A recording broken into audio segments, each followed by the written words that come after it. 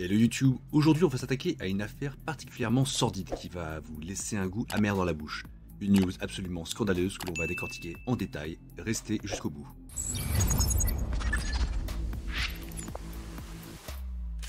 Alors, le titre, le voici mot pour mot. Elle appuie sans succès sur le bouton d'alarme. Une assistante sociale violée dans une prison. Non mais sérieusement, comment c'est possible?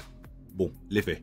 On est en septembre 2024 dans la ville d'Anvers, en Belgique, connue pour ses diamants, ses frites et ses prisons où visiblement la sécurité c'est en option. De retour de vacances, une assistante sociale qui préfère garder l'anonymat, ce que l'on peut comprendre, s'entretient avec un certain Younes, un Marocain de 25 ans en situation irrégulière. Ce dernier a été condamné à 10 mois de prison pour des vols en bande organisée avec violence, alors qu'il venait à peine d'arriver illégalement sur le sol belge. Le mec a quand même osé déclarer qu'il voulait demander l'asile en Belgique. La blague. Bref, alors qu'elle est dans une salle de réunion avec le prisonnier, Younes tente de l'embrasser, avant de mettre sa main devant sa bouche pour l'empêcher d'appeler à l'aide. L'assistante sociale appuie immédiatement sur le bouton d'urgence pour déclencher l'alarme et l'arrivée des gardiens. Mais rien ne se passe. Aucune alarme ne se déclenche. Aucune aide n'arrive. La porte reste fermée et le criminel la viole. L'agression aurait pu et aurait dû être évitée. Selon les protocoles en vigueur, 2 surveillants auraient dû être présents à proximité. Or ce jour-là, un seul agent était posté derrière la porte.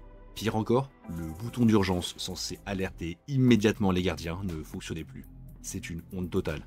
C'est seulement quand elle hurle à s'en péter les cordes vocales qu'un gardien intervient. Enfin, pour mettre fin à son calvaire. Mais trop tard, le mal est déjà fait. Et pour le contexte, le prisonnier était sur le point d'être libéré de prison quand il a violé son assistante sociale venue pour l'aider.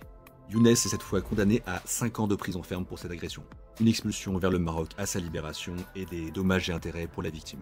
Mais franchement, seulement 5 ans pour avoir détruit la vie d'une femme innocente qui n'a rien fait d'autre que d'être présente pour l'aider?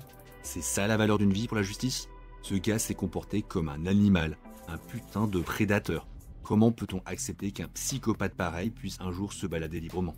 On nous bassine avec l'inclusion, la réinsertion, en pleurnichant sur les droits et le bien-être des criminels. Mais quand ça foire, qui trinque? Les gens honnêtes, toujours. Et vous, vous en pensez quoi?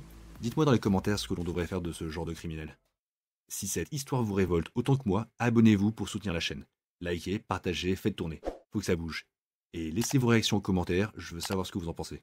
On se retrouve vite, à bientôt, et prenez bien soin de vous et de vos familles.